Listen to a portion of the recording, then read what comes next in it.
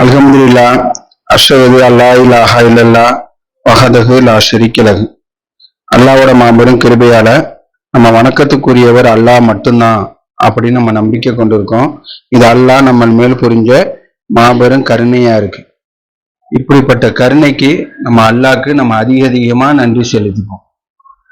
ஏன்னா நம்ம வழிகாட்டுதல் தான் என்னன்னு தெரியாம நம்ம பெரிய தவறான வழியில இருந்தோம். அல்லாஹ்வோட மாபெரும் கருணையால நம்மளுக்கு அல்லாஹ் வேதத்தை கொடுத்து அந்த வேதத்தை புரிய வச்சு செயல்படுத்த வச்சிருக்காங்க. இப்படிப்பட்ட அருள் கொடைக்கு அல்லாஹ்க்கு நம்ம அதிகமா நம்ம நன்றி செலுத்திப்போம்.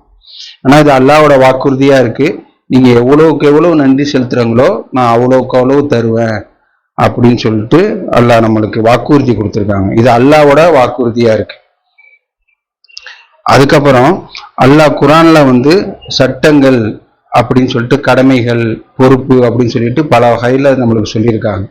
அதெல்லாம் நம்ம செய்யும் போது அல்லாஹ்வோட அருளால அல்லாஹ்வோட வாக்குறுதி என்னன்னா அவங்க இங்கேயும் ஹாப்பியா இருப்பாங்க, மறுமையிலையும் அல்லாஹ்கிட்ட நம்ம கெஸ் பண்ண முடியாத அளவுக்கு ரிவார்டு பிரதிபலனை அனுபவிப்பாங்க அப்படின்னு சொல்லிட்டு அல்லாஹ் நம்மளுக்கு சொல்லியிருக்காங்க. அந்த இதுல நேற்று நம்ம குரான் கிளாஸ்ல பெற்றோர்களின் பொறுப்பு அப்படின்னு சொல்லிட்டு பார்த்தோம். அந்த இதுல அதை நம்ம ஒரு சுருக்கமா பார்த்துட்டு அதுக்கப்புறம் இன்ஷா அல்லாஹ் இன்னைக்கு நம்ம பார்க்க போற தலைப்பு பிள்ளைங்களின் பொறுப்பு.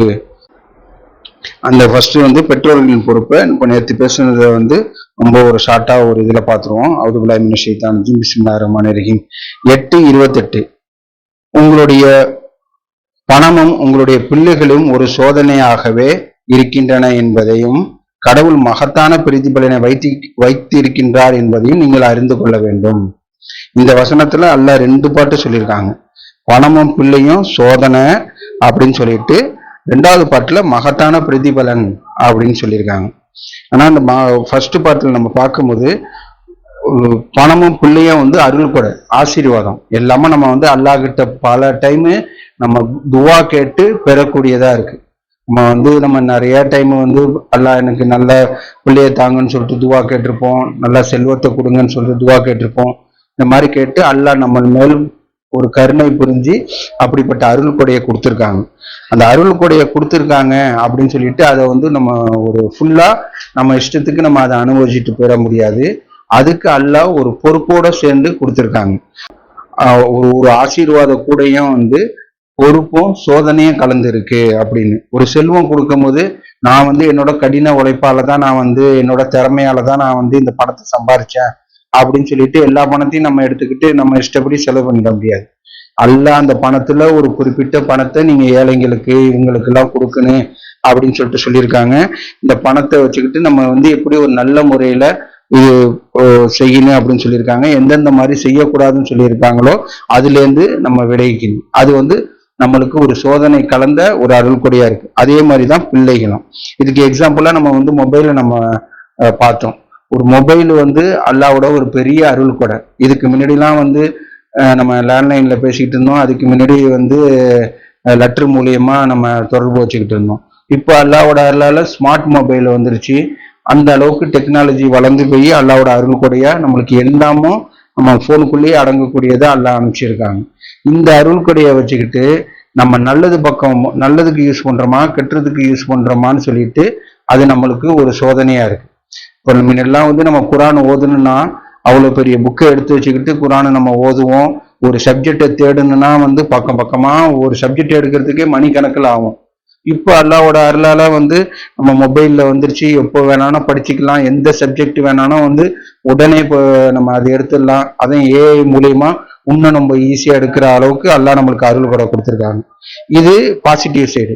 இதே நெகட்டிவ் சைடு பார்க்கும்போது எல்லா ஹராம் இதும் மொபைல்ல இருக்கு வந்துருச்சு. இப்போ சூதாட்டம் எல்லாம் தடை செஞ்சிருக்காங்க. அந்த சூதாட்டம் ஈஸியா ஒரு மொபைல்ல நம்மளுக்கு வர அளவுக்கு சைத்தான் ஆக்கி வச்சிருக்கோம். இந்த மாதிரி ஒவ்வொரு அருள் கொடையிலையும் சேர்ந்து நம்மளுக்கு சோதனையும் பொறுப்பும் இருக்கு.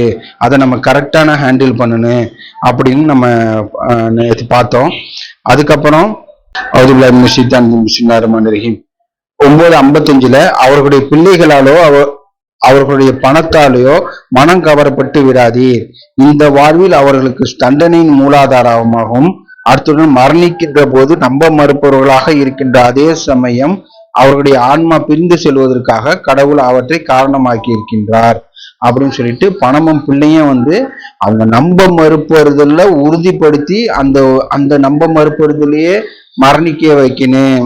அதாவது அவங்க அவ்வளவு பெரிய கெட்ட நம்ப மறுப்பவர்களா இருக்கிறதுனால அதுக்கு அவங்களோட பணமும் பிள்ளையும் அவங்களோட ஒரு வழிகேட்டுக்கு ஒரு உறுதுணையா இருக்கிறத நம்ம பார்க்கிறோம்.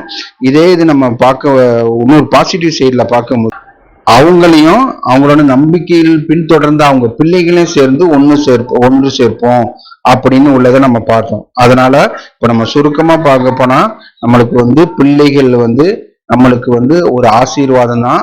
ஆனா அதுல நம்மளுக்கு ஒரு பெரிய பொறுப்பு இருக்கு.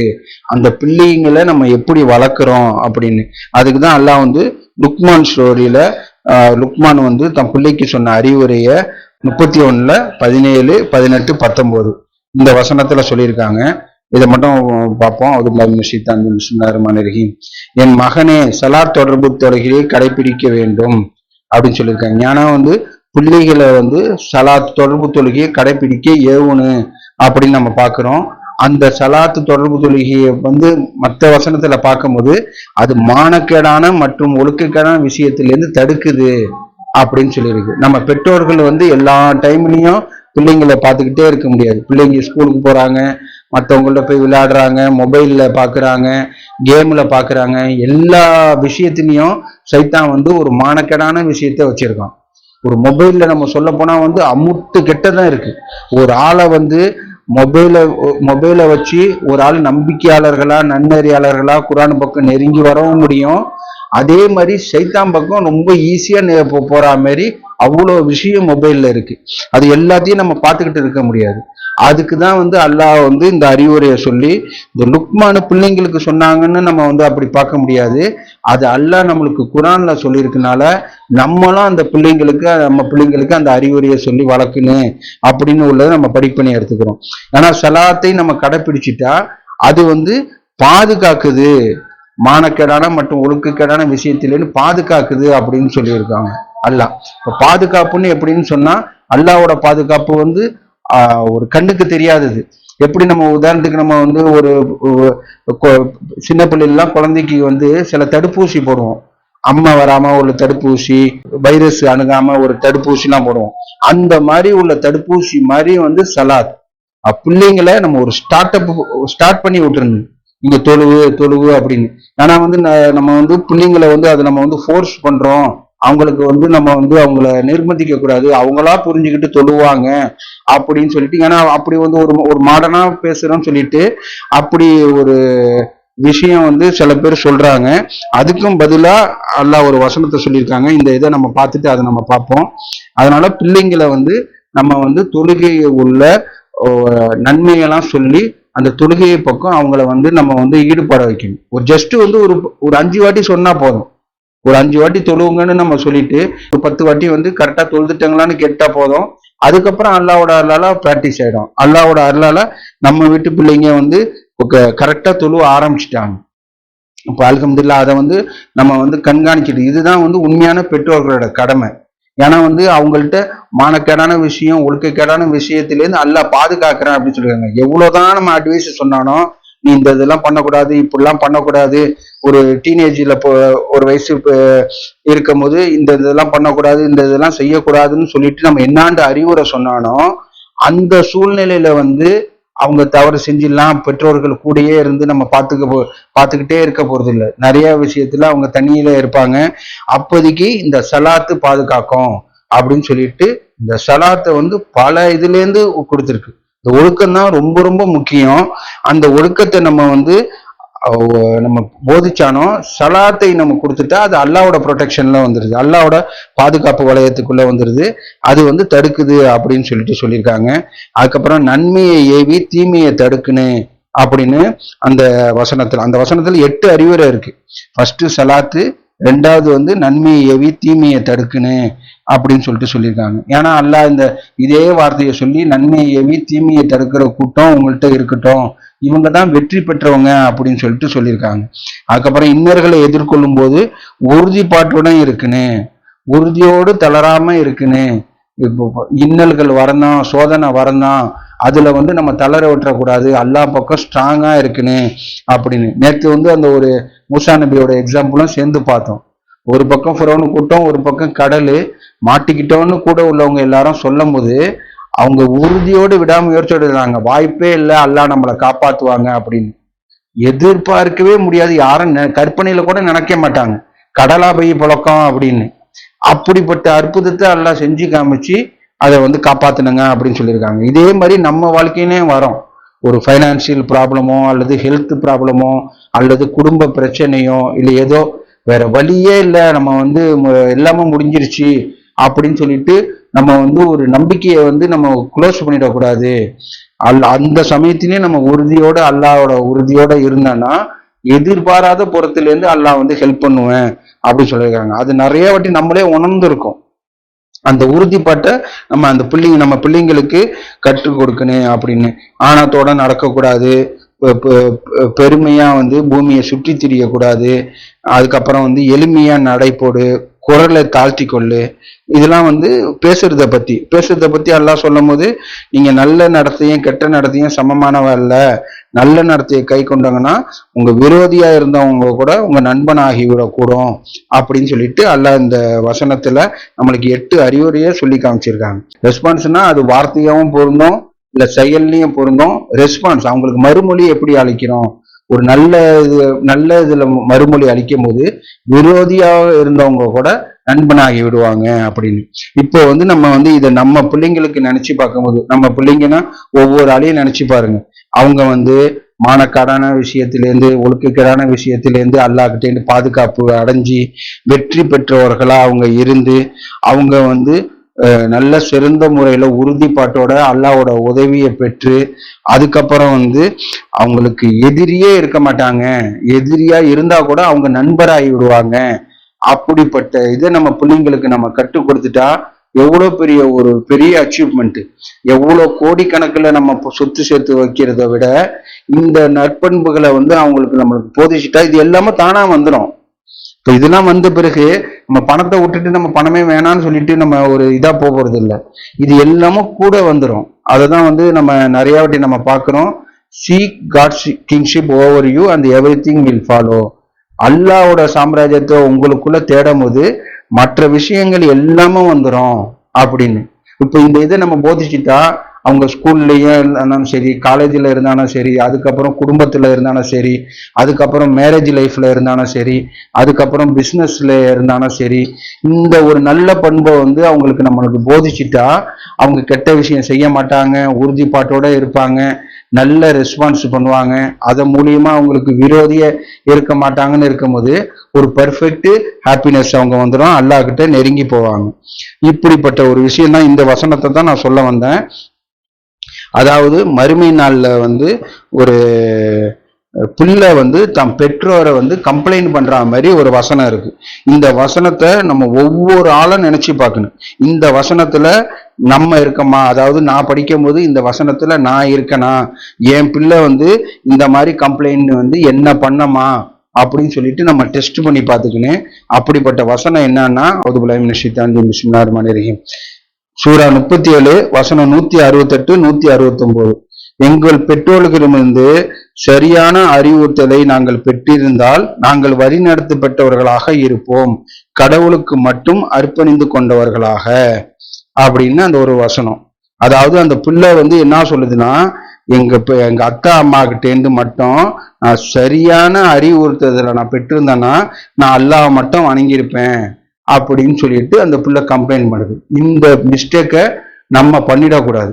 நம்ம பிள்ளைங்களுக்கு அவங்களுக்கு வயசுக்கு தகுந்த மாதிரி நம்ம புரிய வைக்கிற மாதிரி அவங்களுக்கு அல்லாஹ் மட்டும் அப்படின்னு சொல்லிட்டு அந்த நன்னறியான காரியங்களை போதிக்கணும். இதுல வந்து சின்ன பிள்ளைக்கு நம்ம வந்து ப்ரெஷர் பண்ணக்கூடாது, ஃபோர்ஸ் பண்ணக்கூடாது. அவங்களா ஒரு வயசு வந்த பிறகு கத்துப்பாங்க, அவங்களா வந்து உணர்ந்து அவங்க அதுக்கப்புறம் இன்னொரு வகையில ஒரு நல்லது மாதிரி சைத்தான் புகுத்துற மாதிரி அவங்கவுங்க ஆன்மாவுக்கு அவங்கவுங்க தான் தேடிக்கணும்.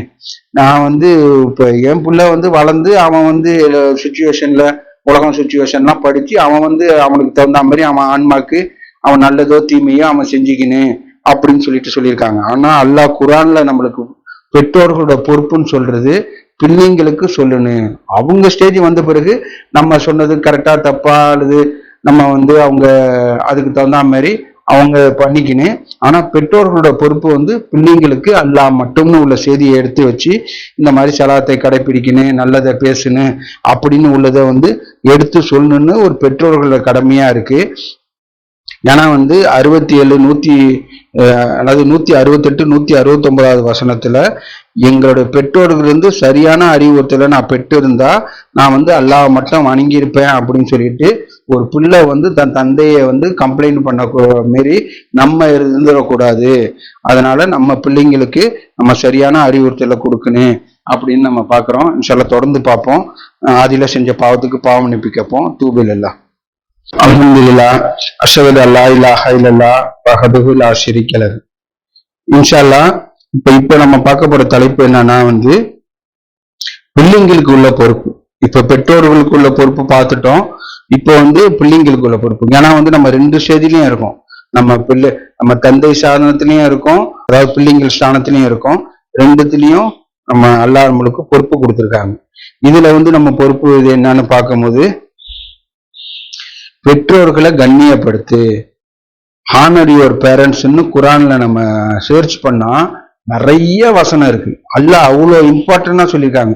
சில விஷயத்த அல்லாஹ் வந்து ரிப்பீட்டடா பல டைம் சொன்ன விஷயத்தையே மறுபடியும் சொல்லியிருக்காங்க.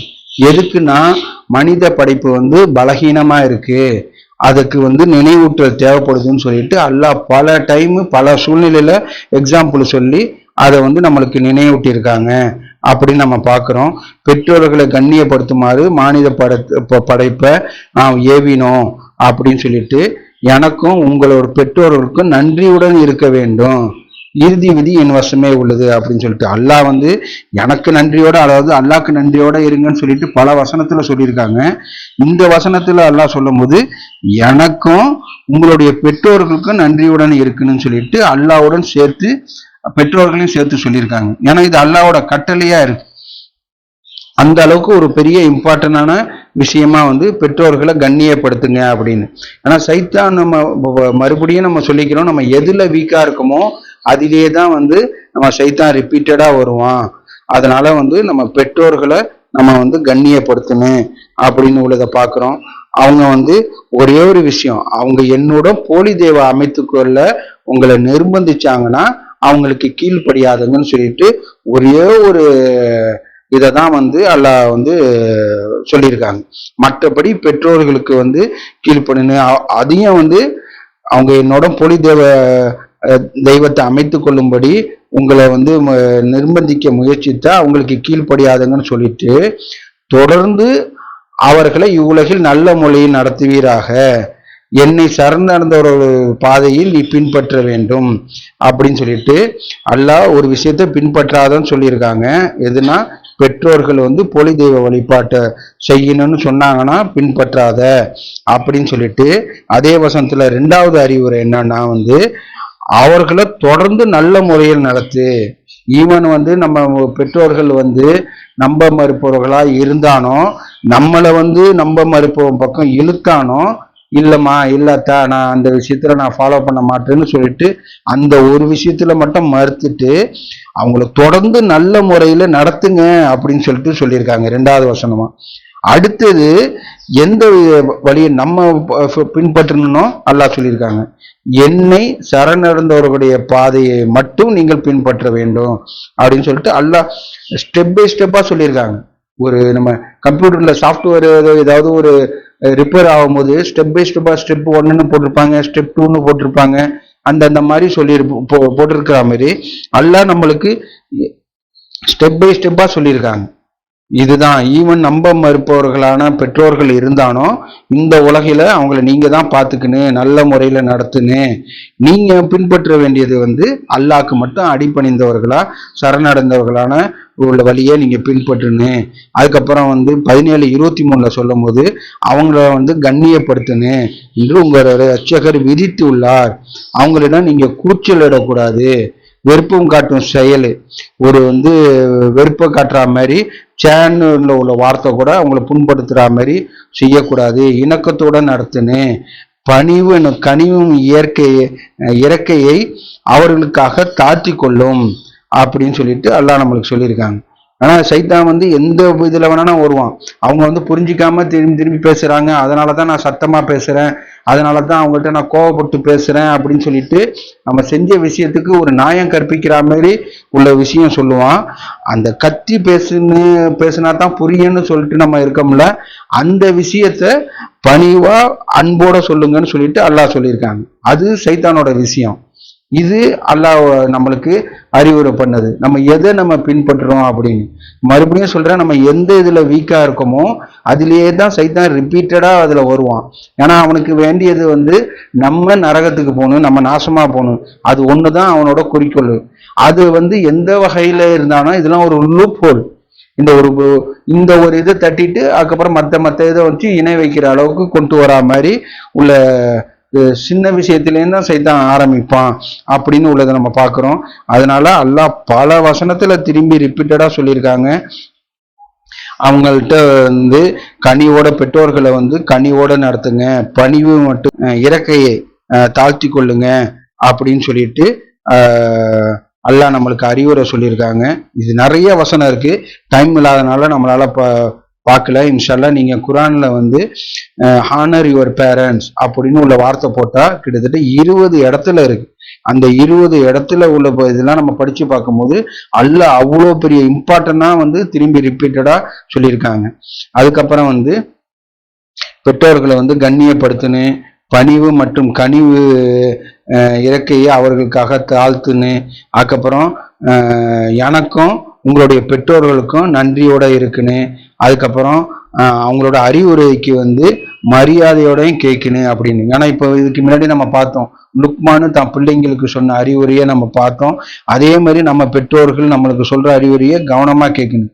அல்லாஹ்வோட அருளால இப்போ ஒவ்வொரு ஆளும் நம்ம சப்மிஷனுக்கு எப்படி வந்தோம் அப்படின்னு சொல்லிட்டு ஒரு ஸ்டோரி இருக்கும். இப்போ எனக்கு ஸ்டோரி, இப்போ சாதிக்கு வந்த ஸ்டோரிலாம் ஒரு சுருக்கமா சொல்லணும்னா, அல்லாஹ்வோட அருளால அத்தா ஒரு விஷயத்த பார்த்துச்சு, சப்மிஷன் விஷயத்த பார்த்துச்சு, அதை எங்கள்கிட்ட ஷேர் பண்ணி சொல்லிச்சு. அது ரொம்ப பெரிய விஷயம், மெச்சூரான விஷயம், இவங்கெல்லாம் சின்ன பசங்க அப்படின்னு சொல்லிட்டு ஒமிட் பண்ணல. அத்தா எடுத்து சொன்னோன்னா அல்லாஹ்வோட அருளால ஒரு ஸ்பார்க் மாதிரி அத்தா கொடுத்தோன்னா அது எங்களுக்கு உடனே அல்லாஹ்வோட அருளால அல்லாஹ்வோட பெரிய கருணையால அது ஏத்துக்க தோணுச்சு. அதுலயே நம்ம திரும்பி ரிசர்ச் பண்ணி பார்த்து அல்லாஹ்வோடக்கு மட்டும் அப்படின்னு சொல்லிட்டு நம்ம வந்தோம். இந்த மாதிரி ஒரு பெற்றோர்களோட கடமை என்னன்னா அதை நல்ல விஷயத்த பிள்ளைங்களுக்கு எடுத்து வைக்கணும் அப்படின்னு சொல்லிட்டு அவங்களா தேடிக்கிட்டோம், அவங்கள படிக்க வச்சுட்டோம், அவங்கள பெரிய பெரிய படிப்பு படிக்க வச்சுட்டோம், அவங்களுக்கு சொத்து சேர்த்து வச்சுட்டோம், அவங்க வாழ்க்கையை அவங்களே பார்த்துக்கிட்டோம் அப்படின்னு சொல்லிட்டு இதெல்லாம் விட அவங்களுக்கு நல்ல குணம், நல்ல பண்பு, அதை நம்ம போதிக்கணும்னு ஒரு பெற்றோர்கள் கடமையை நம்ம பார்த்தோம். அதே மாதிரி பிள்ளைங்களுக்குள்ள உள்ள கடமையை பெற்றோர்களை கண்ணியப்படுத்தணும், அவங்கள எதிர்த்து பேசக்கூடாது, அவங்கள்ட்ட கூச்சலிடக்கூடாது. அவங்க வயசானவங்களா இருந்தாங்கன்னா அவங்களுக்கு ஒரு பொறுமையா இருந்து அவங்க சொன்னதை கேட்டு அவங்களுக்கு மரியாதை செலுத்தணும் அப்படின்னு. எந்த விஷயம் அவங்கள்ட்ட சொல்றாம இருந்தாலும் கத்தி சொல்லாம உள்ள வெறுப்பை காட்டும் ஒரு செயலோட சொல்லாம ஒரு பணிவோட சொல்லணும்னு அல்லாஹ்வோட கட்டளை. ஏன்னா நம்ம எல்லா விஷயமும் நம்ம நம்ம நம்மளோட எண்ணம் என்னன்னா நம்ம அந்த செயல் நல்லபடியா முடியணும் அப்படின்னு. அதுக்குதான் நம்ம சில சமயம்ல கத்துறோம், சில சமயத்துல கோவப்படுறோம், எரிச்சப்படுறோம். அந்த விஷயம் அல்லாஹ்க்கு பொருத்தமானபடி நம்ம ஹேண்டில் பண்ணா அது நடக்குமா, அல்லாஹ் கூடாதுன்னு விஷயத்துல நம்ம செஞ்சு அதை பண்ணாதான் நடக்குமா அப்படின்னு உள்ளது நம்மளே பார்க்கணும். ஃபார் எக்ஸாம்பிள் கோவப்படக்கூடாதுன்னு சொல்லியிருக்காங்க. சில விஷயத்துல நான் கோவப்பட்டு தான் ஆகணும், நான் கெட்ட வார்த்தை பேசிதான் ஆகணும் அப்படின்னு சொல்லிவிட்டு நம்ம கோவப்படுறோம், கெட்ட வார்த்தை பேசுறோம், அதுக்கப்புறம் பெற்றோர்களை எடுத்து பேசுறோம், பெற்றோர்கள்ட்ட சத்தமா பேசுறோம். இப்படின்னா நம்ம விஷயம் ஒரு நடச்ச விஷயம் நடக்கணும்னு இவ்வளோ கெட்ட காரியத்தை பண்றோம். இப்படி பண்ணா அந்த காரியம் சக்சஸ் ஆகுமா, இல்ல அல்லாஹ் சொன்ன நல்லறியான பாதையில கனிவோட பண்போட பொறுமையா கோவத்தை அடக்கிக்கிட்டு நல்ல முறையில எடுத்து சொன்னா அந்த விஷயம் சக்சஸ் ஆகுமா அப்படின்னு நம்மளுக்கு வேண்டியது அந்த விஷயம் வந்து சக்சஸ் ஆகுறது.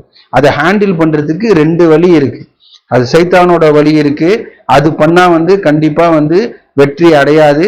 அதன் மூலியமா பல கெட்டது தான் வரும். இது அல்லாஹ் சொல்லும் போது நம்ம ஹேண்டில் பண்ணும் போது அந்த விஷயம் வெற்றி அடைஞ்சு அதுல பறக்கத்தான் வரும் அப்படின்னு உள்ளதை நம்ம பார்க்கிறோம். அப்ப நம்ம எதை நம்ம தேர்ந்தெடுக்கிறோம், இதுதான் அல்லாஹ் வந்து பர்ஃபெக்ட் ஹாப்பினஸ் அப்படின்னு உள்ளதை சொல்லியிருக்காங்க.